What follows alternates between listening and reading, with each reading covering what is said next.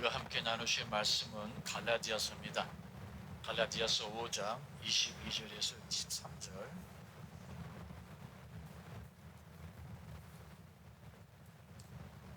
제가 봉독할게요.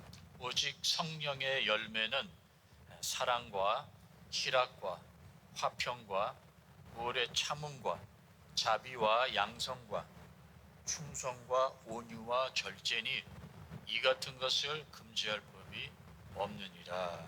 아멘. 50년, 60년이 넘게 신앙생활을 해오면서 가장 힘든 과제 두 가지를 뽑으라면은 저는 첫째, 용서하는 것, 둘째는 절제하는 것을 보고 싶어요. 신앙생활 하다 보니까 사랑하는 것보다 더 힘든 게 용서하는 거예요. 그리고 선을 행하는 것보다 성경에서 하지 말라는 것, 그것을 절제하는 것이 어떨 때는 훨씬 더 어렵습니다. 용서하는 것에 대해서는 제가 여러 번 말씀을 선포했기 때문에 오늘은 이 절제에 대해서 좀 대화를 나누고 싶어요. 그래서 오늘 설교 제목을 제가 과욕과 절제로 한번 잡아봤습니다. 먼저 이 과욕에 대해서 우리가 좀 대화를 나눈 후에 본문을 가지고 설교 중반부터 이 절제를 좀 구체적으로 다뤄보도록 할게요. 자, 사람이 그 어떤 것에 이렇게 중독이 되면은 제일 먼저 망가지는 기능이 바로 절제입니다. 절제가 안 돼요. 절제할 수 있다면은 그 어떠한 중독에서도 우리가 해방될 수 있을 텐데, 이 브레이크가 고장난 자동차처럼 이러면서 멈출 수가 없어요. 이러면 안 되는데 머리는 알면서도 이 몸이 말을 듣지 않습니다. 그래서 베드로 후서 1장 5, 6절에 보면은 지식의 절제를 더하라 이런 말씀이 있어요. 지식은 있는데 알기는 아는데 절제가 안 되는 경우가 허다하기 때문에 성경에 이런 말씀이 기록되어 있는 거예요. 지식의 절제를 더하라. 그러면 비만증이 있거나 이 당뇨병이 있으면은 단 것을 먹으면 안 되죠. 그것을 뻔히 알면서도 이게 지식이 있다고 절제가 잘 됩니까? 절제가 잘 안 됩니다. 이 절제는 스스로 이 통제하는 능력인데 이거는 훈련이 필요합니다. 그래서 잠언서 25장에도 보면 이런 말씀이 기록되어 있어요. 자기 마음을 제어하지 아니하는 자는, 즉 자기 마음을 컨트롤하지 않는 자는 성읍이 무너지고 성벽이 없는 것과 같다. 마음의 절제와 자제력이 없으면 유혹이나 또는 어려움에 쉽게 흔들릴 수 있다는 것이죠. 결국 인생의 다양한 이런 위기와 문제에 대처하기가 어려워진다 하는 그런 교훈을 담고 있는 잠언입니다. 그러면 이제 우리가 언제 절제하는 것을 배웁니까? 안타깝게도 하지 말아야 할 것을 기어코 반복적으로 여러 번 한 후에 그때 배웁니다. 그래서 고생하고 실패하고 아파보고 가진 것을 다 잃어버린 후에야 절제를 배워요. 그것도 한두 번이 아니라 여러 번 경험한 후에야 겨우 배웁니다. 그렇게 해서라도 절제를 배우면 그나마 다행이에요.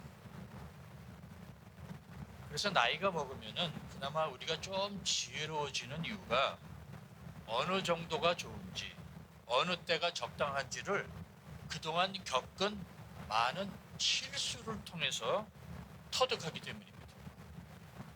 예를 들자면 식사를 할 때 아무리 입에 달고 맛있는 음식도 언제 숟가락을 놓아야 하는지 자제하고 절제할 줄 아는 사람은 지혜자입니다.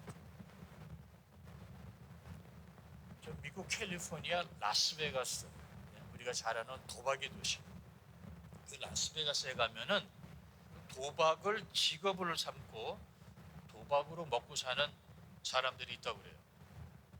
근데 이들이 지키는 룰이 한 가지 있습니다. 그게 뭐냐면은 하루 일당 200불 아니면 하루 일당 500불 자기가 스스로 그 액수를 정합니다. 그리고 도박해서 자신이 정한 액수를 따면은 그 즉시로 그날 도박을 멈춘다고 그래요. 그래야만 그 직업을 계속 유지할 수 있다는 비밀을 터득한 것이죠. 더 많이 따보겠다고 과욕을 부리다가 그나마 저축해 놓은 돈마저 다 날라버린다는 것을 쓰라린 경우를 통해서 터득했기 때문이다. 과욕이 뭡니까? 과욕은 자기에게 필요 이상의 것을 바라거나 추구하는 거예요. 욕구나 욕망의 정도가 지나친 상태를 가리킵니다. 과식이 좋은 일이에요. 과식. 포만감을 느낄 정도의 필요한 양만 먹으면 되는데 우리가 어떻습니까? 배 터지게 먹어요. 적당히 먹었어야 되는데 라고 후회한 적이 어디 한두 번입니까? 그런데 그걸 알면서도 욕심에 더 먹고 싶은 그 유혹을 이기지 못해서 적당한 양을 너무 과식하면은 어떻게 되죠? 영락없이 소화불량으로 고생합니다. 배가 묵직하고 신트림 나고. 그런데 인간이 이 간사하고 연약하고 욕심이 많아서 한 번 눈독 들인 것에서 눈을 뗀다는 것이 그렇게 어렵습니다. 특히 우리 인간은 부정적 규제에 약합니다. 부정적 규제란 다른 것은 다 해도 좋은데 요것만은 하지 말라는 일종의 금지령이죠. 예를 들자면 선악과입니다. 하나님이 아담과 하와에게 다른 것은 다 너희 마음대로 하되 다 따먹어도 좋은데 선악과 이거는 따먹지 말라. 그게 바로 하나님이 아담과 하와에게 내린 부정적 규제였어요. 그런데 아담과 하와가 결국은 그 열매를 따먹습니다. 그때부터 그들의 피를 이어받은 우리 인간들은 이상하게 하지 말라고 하는 것에 더 집착을 하고 결국은 하고 맙니다.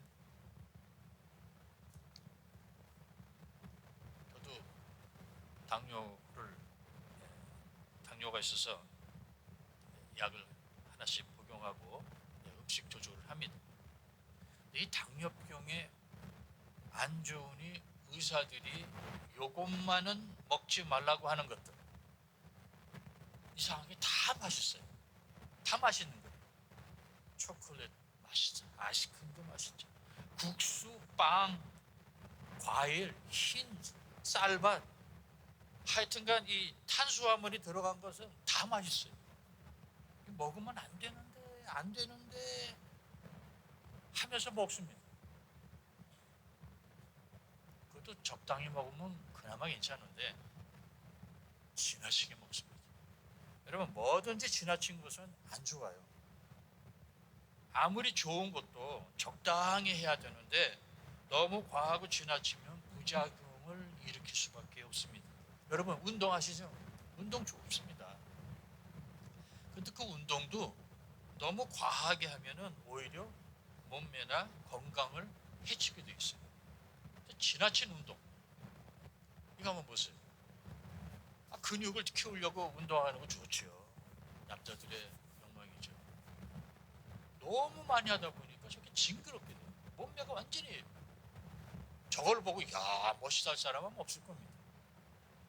성형수술 얼굴에 좀 칼 대고 주사 좀 놓고 한두 번 하는 건 오케이. 그런데 너무 지나치게 하면 저렇게 되는 거예요. 선풍기 아줌마 유명하지 않습니까? 젊었을 때 얼마나 아름다운 여인이었는데 왜 거기에다가 칼을 주사를 놓고 이런 결국 저렇게 됐어요.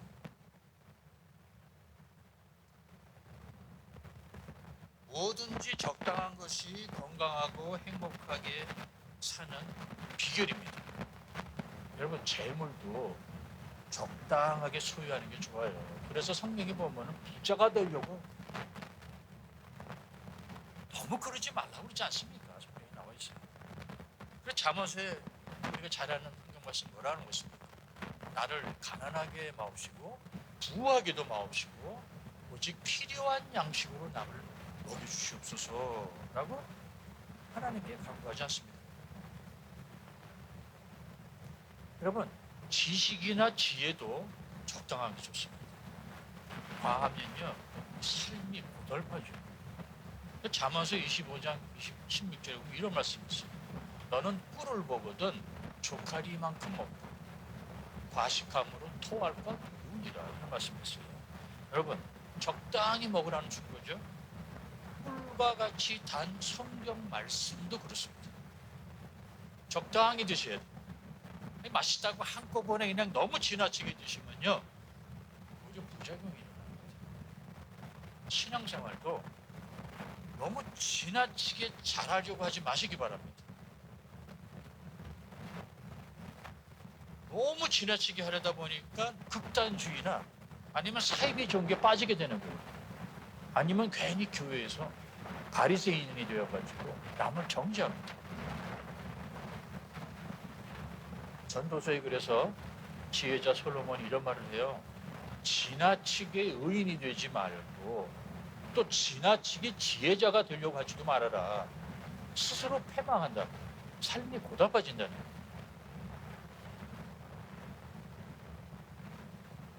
우리가 잘 아는 사도 바울. 열심이라면 아마 사도 바울을 당할 사람이 없을 거예요. 얼마나 적극적으로 열심으로 신앙생활을 한 사람입니까? 그 사도 바울이 자신이 너무나 유대교를 지나치게 열심히 믿는 바람에 오히려 진리를 제대로 못 봤다는 고백을 합니다. 이게 어디에 나와 있는지 하면 갈라디아서에 나와 있어요. 갈라디아서 1장 14절에 보니까 내가 내 동족 중 여러 영갑자보다 내 연배들보다 유대교를 지나치게 믿어 내 조상의 전통에 대한 더욱 열심히 있었으나 라는 이런 고백을 해요. 지나치게 너무 열심을 내서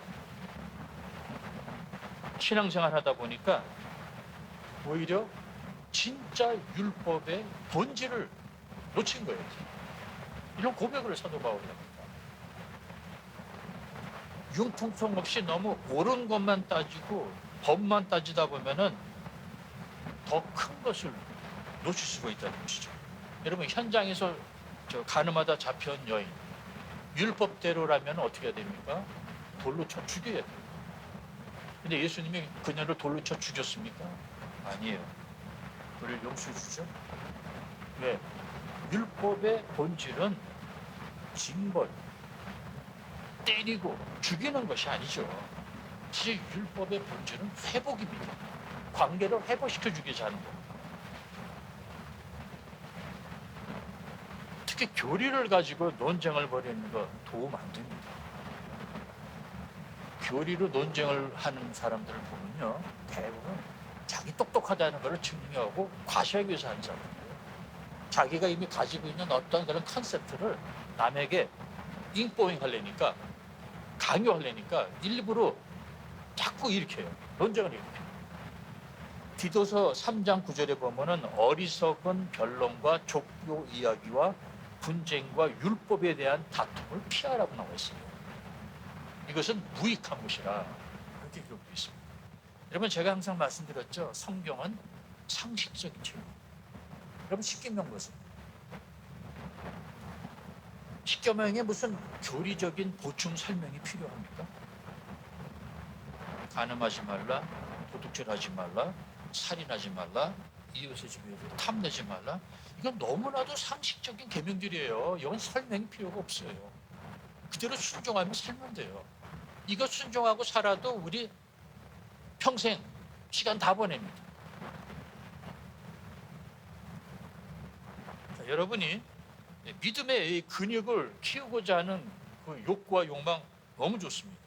그러나 무리하게 신앙생활 하지 않기를 바래요. 오늘은 1kg짜리 아령을 들었다면은 다음 달쯤 가서 한 2kg, 3kg짜리 아령을 그렇게 믿음을 키워 나가셔야 된다는 거예요.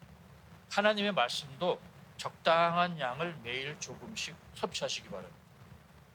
그래서 일용한 양식이라고 하지 않습니까? 봉사의 범위도 그리고 이 섬김의 강도도 조금씩 늘려갔어요. 교회 봉사를 너무 열심히 하다가 가정이 파탄난 사례도 제가 봤어요. 여러분, 집사님, 디모데전서 3장 12절에 보면은 이런 말씀이 기록되어 있어요. 집사들은 한 아내의 남편이 되어 자녀와 자기 집을 잘 다스리는 자여야 하니라. 이렇게 기록되어 있습니다. 여러분, 교회 봉사 열심히 안 해도 되니까 가정을 먼저 지키시기 바랍니다. 남편과 아내 행복하게 사시기 바랍니다.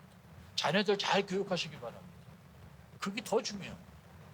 그게 더 오히려 하나님께 영광을 돌리는 거지, 교회 와가지고 믿음 좋은 척 할 필요 없다니까요. 의도와 동기와 목적이 선하고 거룩하다고 모든 것이 다 정당화되는 것이 아닙니다. 지혜롭게 삶을 관리하고 다스려야 되는 거예요. 여러분, 열정도 열심도 과하다 보면 이게 광신이 돼요. 믿음도 과하다 보면은 맹신이 됩니다. 그래서 사이비 종교가 생겨나는 거고 거기에 사람들이 빠지는 거예요. 사이비 종교에 빠지는 사람들 보세요. 정상적으로 균형 있는 신앙생활 하는 사람들이 아니에요. 대부분 보면은 너무 열심히 해서 극단주의로 빠지게 됩니다. 물론 오해가 없기를 바랍니다. 안락하게 그저 편하게 신앙생활을 하는 말이 아니에요. 방종하게 게으르게 신앙생활을 하는 말은 더욱도 아닙니다. 열심히 신앙생활을 하되 지나치게 무리하게 하는 것은 바람직하지 않다는 것을 지금 제가 말씀드리는 겁니다. 여러분, 여기 어르신들도 계시지만 이 몸이 불편해, 거동이 힘드신 분들이 계세요. 근데 목사인 제가 강단에서 말이죠, 아무리 몸이 아파도, 아무리 통증이 와도 예배는 반드시 주일날 교회당에 와서 드려야 한다고. 오히려 이럴 때 누가 진짜 믿음이 없는지를 알 수 있다고 으름장을 놓는다면 그건 억지입니다. 그러다가 정말 다리에 힘이 없으셔가지고 중심을 잃고 쓰러져서 이 골반 골절이라도 생기면요, 이거 큰일 나요. 이런 공갈 협박이나 말장난하라고 제가 강단에 서 있는 것이 아닙니다. 나이가 드니까 눈이 침침해지더라고요. 성경을 피고 읽어도 글씨가 잘 안 보여요. 돋보기를 놓고 하는데 이건 눈이 너무 피곤해져요. 자꾸 눈물이 나죠. 눈이 따가워져요. 눈을 감고 싶어요. 그런 성도님에게 성도는 하루에 반드시 10장 이상 성경을 반드시 읽어야 한다고 강요하는 것이 과연 잘하는 겁니까? 아파요. 너무 아파요. 고통스러워요. 그런 분에게 제가 아프면 아플수록 자세를 똑바로 무릎 꿇고 하나님께 기도해야 된다고 제가 강단에서 언제 성도님에게 그렇게 말한 적 있습니까? 여러분, 진짜 아프면요, 기도도 안 나와요. 진짜 아프면은 아무것도 하기 싫어져요. 저도 아파 보니까 기도가 안 나오고 그저 아이고 주여, 아이고 주여, 이 말밖에 못 하겠더라고요. 자기도 잘 못하는 것을 남에게 강요하는 거, 이거 비겁한 짓입니다. 믿음이 좋다 나쁘다는 이렇게 증명하는 것이 아닙니다. 여러분, 예수님은 오히려 제자들에게 아무 말씀이 없으셨어요. 근데 옆에서 지켜보던 바리새인들이 괜히 와가지고요, 아니 당신들의 제자들은 말이야, 안식일에 먹으면 안 될 걸 막 먹고, 먹을 때 이 손도 제대로 안 씻고 말이야, 뭐 이래도 되는 거냐? 아니 예수님은 아무 말씀이 없으신데 바리새인들이 괜히 와서 그러고 있단 말이죠.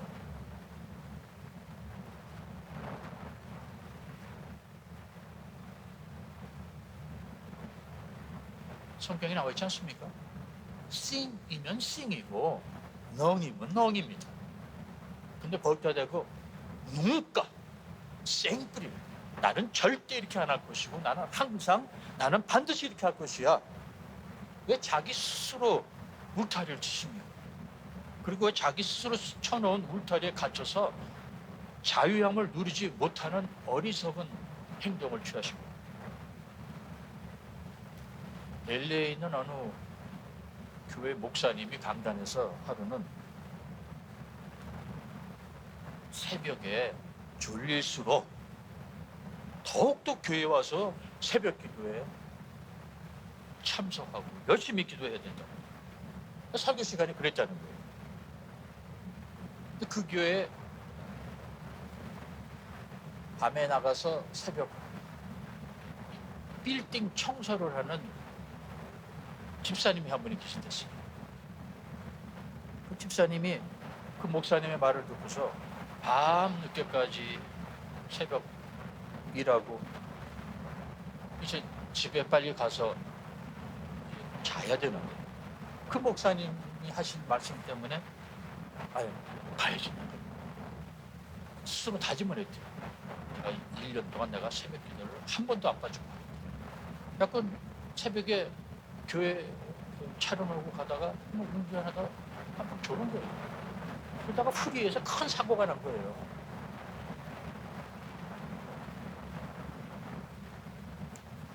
여러분, 예수님과 3년 반 동안이나 매일 같이 밥을 먹고 매일 같이 생활하고 좋은 설교란 설교는 예수님에게 육성으로 직접 다 듣고, 그리고 두 눈으로 예수님이 행하시는 그 많은 기적들을 다 목격했을 뿐만 아니라 물 위를 걷는 기적까지 체험한 제자들도 겟세마네 동산에서 예수님께서 심히 괴로워하며 기도하실 때 뭐 했어요? 다 잤어요. 졸려서 잤어요. 예수님과 3년 반 동안 동고동락한 11명의 제자들도 육신이 약해서 졸았는데 우리야 말할 것도 없죠. 그래서 예배 때 두 눈 감고 주무시는 분들이 있는데 저는 두 분들을 탓할 수가 없어요. 오죽 피곤하면 잘까? 아니, 오죽 하나님 아버지 집이 편하면 잘까? 그런 생각을 해요. 저는 여기 와 앉아주신 것만 해도 감사한 거예요. 새벽에 너무 졸려서, 아니면 교회까지 그 시간에 오기가 너무 힘드신 분들은요, 저희 금요일에 기도 모임 있어요.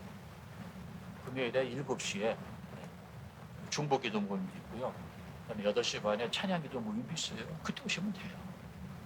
아니면 사시는 집에서 가까운 다른 교회가 있으면은, 그리고 새벽 기도 시간 있으면 거기 가시면 돼요. 아니면 그냥 푹 주무세요. 그리고 맑은 정신으로 일어나서 집에서 풍성한 삶 교재 있으시잖아요. 그거 열고 그날 말씀 일용할 양식 읽고 묵상하고 하나님께 기도하고 그날 하루의 일상을 시작하면 됩니다. 신앙생활을 하다 보면요, 조용한 새벽 시간에 하나님을 찾고 싶을 때가 반드시 옵니다. 신앙생활 하다 보면요, 밤에 울부짖으면서 주님께 기도하고 싶을 때가 반드시 와요. 그때를 위해서 연합교회는 그 시간들을 준비해 놓고 있습니다. 언제든지 오세요. 주부에 장소와 시간이 기입되어 있으니까 나중에 참고하시면 됩니다. 여러분, 바리새인처럼 남의 어깨에 무거운 짐을 자꾸 올려놓는 사람 조심하시기 바랍니다. 우리 교회는 그런 분들이 없기를 바라요. 여러분, 주님은 우리의 짐을 가볍게 해주려고 오셨지 더 무겁게 하려고 오신 분이 아닙니다. 마태복음 11장 28절에 예수님은 우리에게 뭐라고 말씀하십니까? 수고하고 무거운 짐진 자들아, 다 내게로 와라. 내가 너희를 쉬게 하리라. 그런데 왜 자꾸 스스로 더 무거운 짐을 지려고 하십니까? 근데 여러분, 예수를 믿으면 믿을수록, 신앙생활을 하면 할수록 여러분이 지고 있는 짐이 더 가벼워져야 돼요. 그게 정성입니다.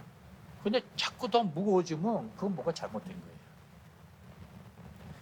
몸에 주렁주렁 달려있는 납덩어리들을 하나씩 떼어내는 작업이 신앙생활입니다.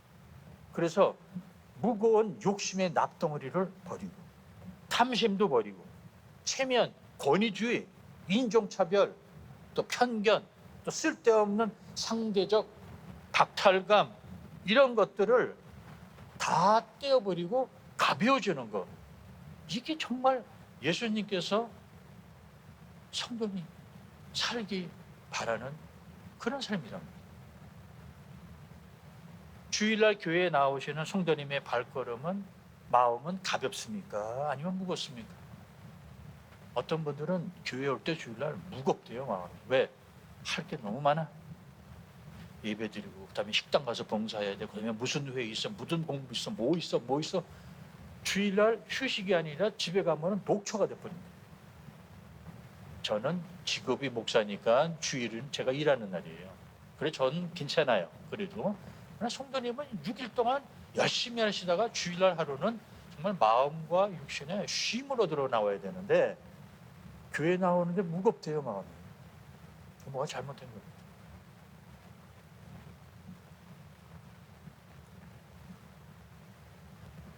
열심히 지나치면은 집착이 돼요. 열심과 열정은 에너지를 충전시켜 주지만 집착은 에너지를 고갈시켜 버립니다. 그래서 지나치게 무리하거나 극단적으로 행동하지 말라는 권고입니다. 여러분, 예수님이 한 번은 마르다와 마리아의 집을, 나사로 집이죠, 방문하셨어요. 아시다시피 마르다는 부엌에서 열심히 일합니다. 귀하신 예수님이 오셨으니 맛있는 것을 만들어서 대접하고 싶었겠죠. 또 은근히 자기 또 이 실력도 좀 발휘하고 싶었겠죠. 칭찬도 좀 듣고 싶었을 거예요. 그래서 열심히 막 부엌에서 지금 땀을 흘리면서 일을 하고 있습니다. 성경에 보니까 너무 열심히 준비하다 보니까 일이 많아 마음이 분주하고 염려하고 근심했다라고 나와 있어요. 그러자 그녀에게 예수님이 내린 처방이 뭐였습니까? 내가 가지고 나왔나 이게? 네, 마르다는 준비하는 일이 많아 마음이 분주한지라 염려하고 근심해. 마음에 기쁨이 있어야 되는데, 즐거워야 되는데 일에 치여가지고 염려를 하고 근심을 하기 시작합니다. 그 마르다에게 예수님이 내려주신 처방, 같이 읽어볼까요? 시작. 몇 가지만 하든지 혹은 한 가지만이라도 족하니라. 제가 한 말이 아닙니다. 예수님께서 말씀하시기를, 야, 너무 많이 하려고 하지 마. 그냥 잡채 하나면 돼. 잡채도 사실 시통이 많이 가지만 그냥 국 하나면 돼. 예수님이 내려주신 처방이에요. 자, 근데 마르다가 뭐 나쁜 짓을 한 겁니까? 마르다가 자기 돈 벌려고 이렇게 열심을 냈습니까? 아니에요. 예수님 잘 섬기려고, 선을 향하려고 열심을 냈는데 오히려 그 마음은 분주하고 염려하고 근심하는 것을 보죠. 예수님께서 말씀하시기를 선을 행하되 몇 가지만 하든가 아니면 한 가지만도 괜찮아. 이렇게 가볍게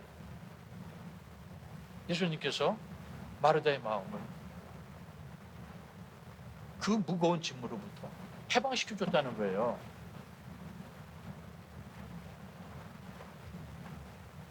그러나 정 목사, 기독교가 중시하는 믿음과 사랑, 여기에는 당연히 희생이 요구되는 거 아닌가? 맞습니다. 희생이 요구됩니다. 그러나 사랑과 믿음이 요구하는 희생은요, 무겁지가 않아요. 가볍습니다. 아니, 사실 무거운데 가볍게 느껴집니다. 객관적으로 3자 입장에서 보면 분명히 희생이에요. 분명히 무거운 짐인 것 같은데 본인은 그 희생이 희생처럼 느껴지지가 않습니다.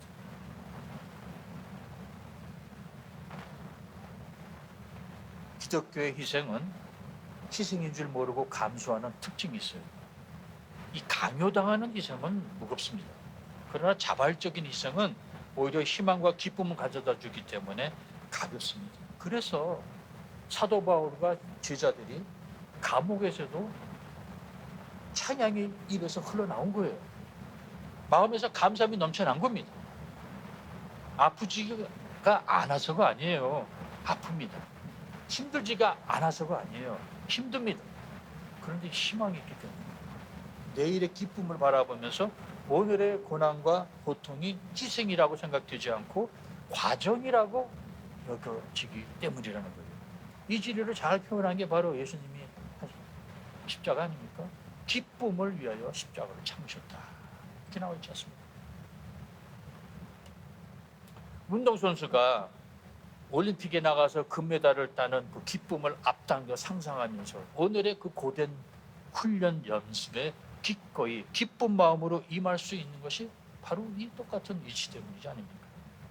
신앙생활할 때 적극적으로 나서지 말고 몸사려 가면서 몸을 아끼라는 권면이 아니라 믿음과 사랑에는 희생이 반드시 수반하는데 객관적으로 볼 때는 희생일지 모르지만 본인은 희생처럼 느끼지 않는 그 수준까지가 적당한 수준이 아닐까 저는 감히 정의를 내려봅니다. 믿음이 커지고 믿음이 더 좋아질수록 어깨에 놓인 희생이라는 짐이 사라지는 것이 아니라 그 짐이 더 가볍게 느껴진다는 겁니다. 그런데 적지 않은 성도님들이 거꾸로 가고 있습니다. 교회 생활과 믿음 생활에 깊이 참여하면 참여할수록 그 짐이 더 무겁게 느껴진다고요. 이건 뭐가 잘못돼도 한참 잘못된 거예요. 그러면 어느 정도가 지나치지 않고 무리하지 않은 적당한 수준인가? 그 적당함은 누가 성도님에게 정해주는 것이 아니라 목사인 제가 한계를 거주는 것이 아니라 성도님이 스스로 정하는 겁니다. 어느 정도가 자신에게 적당한지 본인이 하는 거예요. 그래서 고린도후서 9장 7절의 말씀 가지고 나오는 거겠습니다. 자, 같이 또 한번 읽어보겠습니다. 시작. 각각 그 마음에 정한 대로 할 것이요 인색함으로나 억지로 하지 말지니 하나님은 즐겨내는 자를 사랑하시니라. 헌금을 해도 지나치게 무리하게 하지 말고 기쁘게 할 수 있는 만큼의 금액을 각자 정하는 것이 바로 적당한 수준이라는 이 원리를 헌금뿐만 아니라 우리 신앙생활의 모든 영역에 그대로 적용하시면 됩니다. 교회 봉사는 어느 정도 해야 되나요? 기쁜 마음으로 즐겨서 할 수 있는 그 수준이 성도님에게 적당한 수준이에요. 그 수준이 저의 수준과 다를 수 있어요. 다르다는 것 때문에 제가 성도님을 정죄할 수가 없습니다. 또 성도님이 나는 선을 어느 정도 행해야 되나요? 어느 정도로 내가 이 기부금을 내야 되나요? 성도님 정하는 거예요. 내가 이 정도면 기쁘게 즐겁게 할 수 있겠다. 그 수준이 성도님에게 적당한 수준이라는 겁니다. 그러므로 사람마다 적당이라는 기준이 다르기 때문에 그건 각자가 합니다. 되게 인생 경험을 통해서 어느 정도가 적당한지를 습득하게 되지요. 식사할 때 그렇지 않습니까, 여러분? 어느 정도 먹어야 위에 부담이 가지 않고 소화를 잘 시킬 수 있는지 본인이 제일 잘 알아요. 그러므로 제가 언제가 어느 정도가 성도님에게 적당한 시간이고 적당한 양인지 알려드릴 수는 없습니다. 신앙생활도 교회 또는 사회봉사도 어느 정도 해야 되는지 그 기준은 성도님이 성령님과 의논하셔야 돼요. 성령님의 인도에 따라 즐겁게 기쁜 마음으로 할 수 있는 범위 안에서 그렇게 신앙생활하면 된다는 거예요. 저는 성령님이 성도님에게 어느 정도가 적당한지 분명히 지혜를 주시리라고 저는 믿습니다. 자, 여기까지 이제 과역에 대해서 잠깐 살펴보고 다시 이제 오늘 본문으로 돌아가서 이제는 절제에 대해서 좀 잠깐 살펴보겠습니다.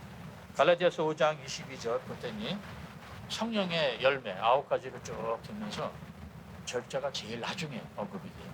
반드시 그래서라는 건 아니지만 그만큼 절제가 어려운 것 같아요. 절제가 성령의 열매 중 하나를 이렇게 들어가 있다는 것 자체가 의미심장하고요. 절제가 이게 엄청 힘듭니다. 근데 예수님도 그걸 하세요. 마음은 원이로되 육신이 약하도다 하고 예수님이 그렇게 말씀하셨잖아요. 그래서 약한 우리를 돕기 위해서 구해서 성령님을 우리에게 보내주시는 거예요.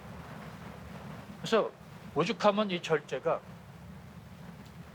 힘들면은 성령의 열매에 포함이 되어 있겠냐고. 그만큼 이 성령의 도움 없이 사람의 힘으로 하기 힘든 것이 절제입니다. 성령 충만해야 할 수 있는 것이 절제. 그러므로 내 혼자 내 의지로 절제하려고 노력하기보다 성령으로 충만하는 것이 지름길이에요.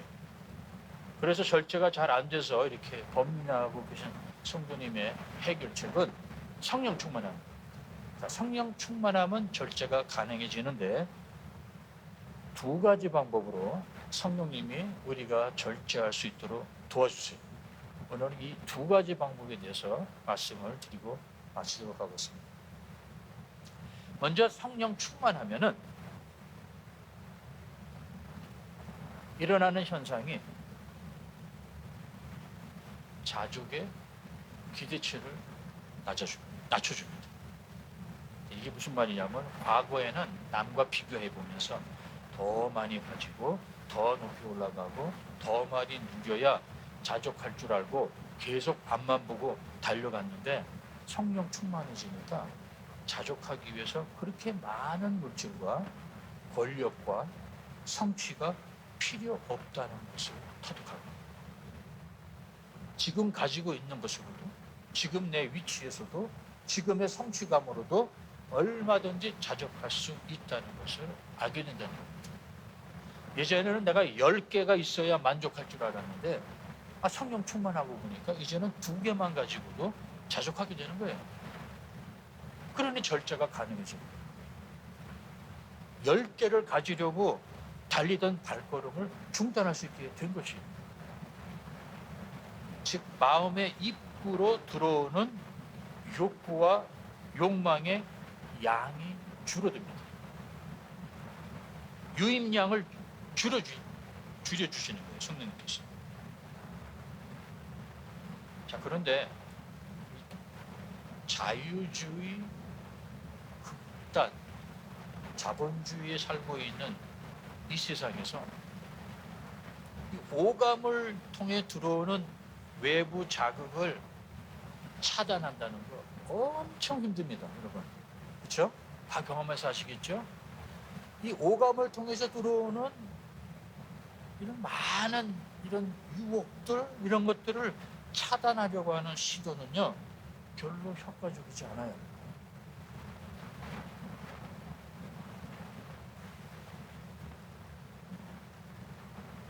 보면 가지고 싶어요. 보면 만지고 싶어요. 보면 먹고 싶어요. 이것 때문에 저는 너무 괴로워요. 고민하고 고민하시는 분들은 머리 깎고 산속에 들어가셔야 돼요. 중이 되는 게 낫습니다. 운동 생활 하셔야 돼요. 그런데 예수님이 이 땅에 오셔서 제자들과 함께 그들을 다 데리고 산속 깊이 들어가서 운동 생활을 했다면 저도 이렇게 할 것 같아요. 근데 예수님은 그러지 않으셨거든요.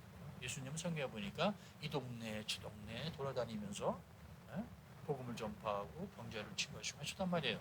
즉 세상의 빛과 소금의 역할을 우리에게 보여주셨거든요. 이렇게 살라고.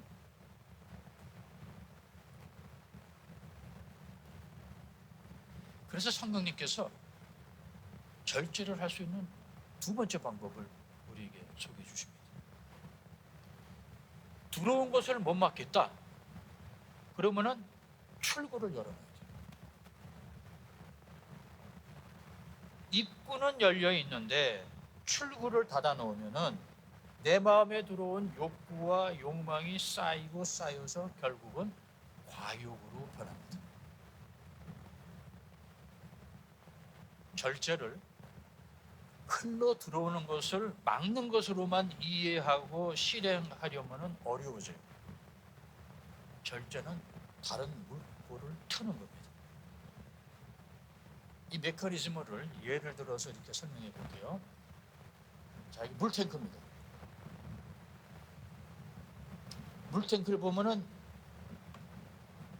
물이 일정 높이에 도달하면 더 이상 올라오지 못하도록 부레가 있어요. 그래서 물 공급을 차단합니다.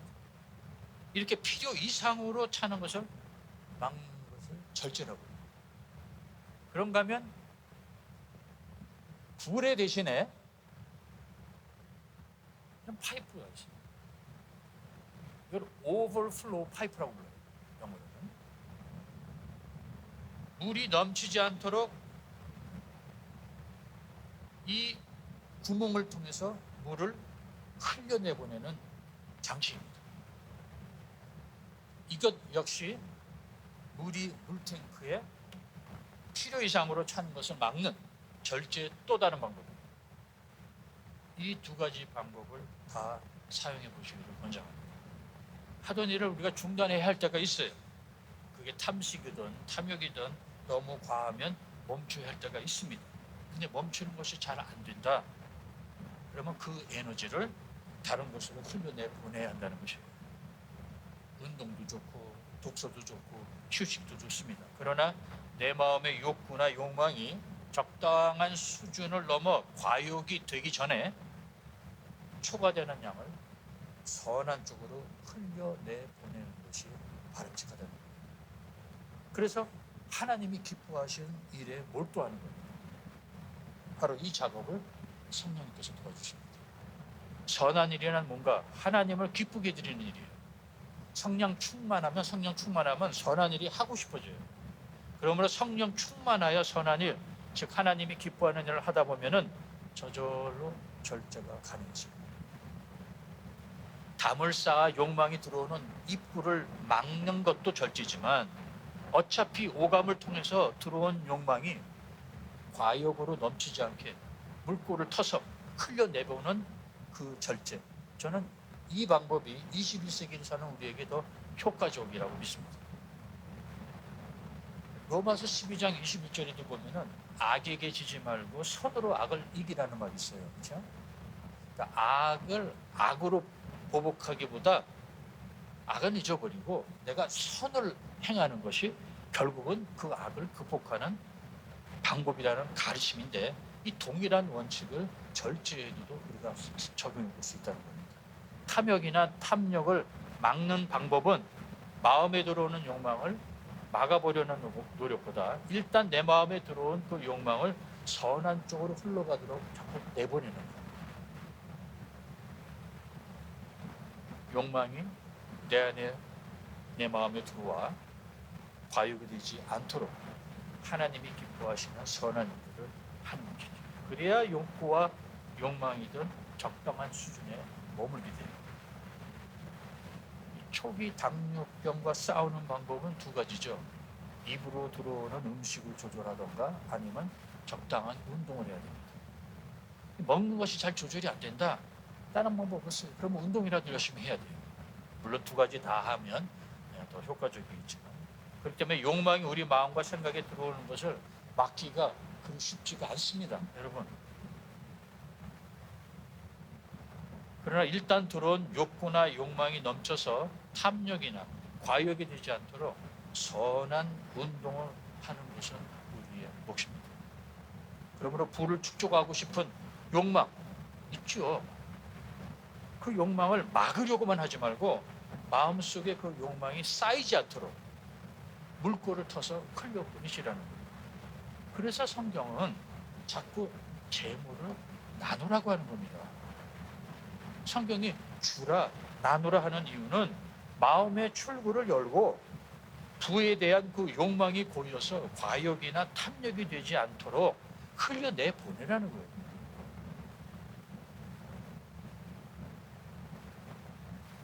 성도님의 마음에 출구를 항상 열어놓으시기 바랍니다. 고인물은 썩게 되어 있지 않습니까? 성도님의 마음을 흐르는 강물로 만드시라는 거예요. 다시 말씀드리겠습니다. 절제는 두 가지 방법으로 하면 됩니다.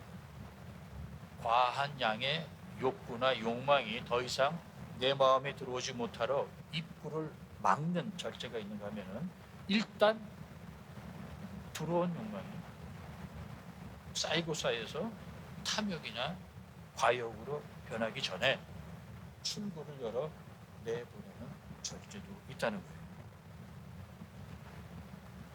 저는 성령님이 도와주시려고 믿습니다. 절제는 성령의 열매이기 때문에 그렇습니다. 말씀을 정리할게요. 여러분, 욕망은 나쁜 것이 아닙니다. 죄도 아닙니다. 욕망은 우리가 잘 살아보려고 하는 강한 동기입니다. 그러나 그 욕망이 지나치면 탐욕이 되고 과욕이 됩니다. 욕망이 탐욕이나 과욕이 되기 전에 이 오버플로우 파이프로 계속 흘려내 보내는 겁니다. 그래야 내 속에 적당한 양의 선한 욕망을 유지할 수 있습니다. 신앙생활도 마찬가지입니다. 사도 바울처럼 유대교를 지나치게 열심히 믿어 너무 열심히 하다 보니까 오히려 진리와 멀어지고 율법주의에 얽매이게 되어 율법의 그 본질을 잃어버리게 된 것처럼 열심도 적당한 것이 좋습니다. 근데 여러분, 현대판 율법주의자들의 시선이나 평가를 너무 인식하지 마시기 바랍니다. 저는 연합교 성도님들이 종교적 의식이나 틀에 사로잡혀서 신앙생활 하지 않았으면 좋겠어요. 남 눈치 보면서 다른 사람들이 바라는 기대에 부응하기 위해서 무거운 마음으로 신앙생활 하지 않았으면 좋겠습니다. 주도권을 잡으셔야 됩니다. 그래서 가벼운 마음으로 자유롭게, 그러면서도 적극적이면서 자발적으로 신앙생활 하시기 바랍니다. 마음이 가벼워야 즐겁게 기쁘게 신앙생활 할 수 있어요. 남의 눈치 보느라 또는 죄책감을 안 느끼려고 무거운 마음으로 종교의식과 활동에 참여하지 마시고 주님 덕분에 자신의 짐이 가벼워져서 몸을 움직이기가 더 수월해졌다면은 이제야말로 성도님은 더욱더 주체성을 가지고 자율적으로 하나님의 일을 할 수 있는 좋은 조건이 주어진 겁니다. 그래서 오히려 더 열심히 성경도 읽게 되는 것이고 기도 모임에도 참석하게 되고 봉사도 더 하고 선행도 더 많이 베풀게 되는 거예요.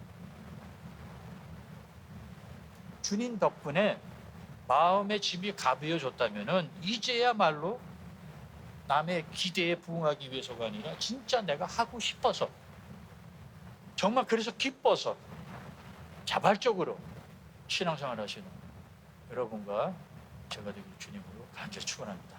아멘. 시간이 좀 지났지만 찬송가 하나를 같이 부르고 싶어요. 191장입니다. 가사를 생각하면서 우리 함께 찬송 부르도록 하겠습니다.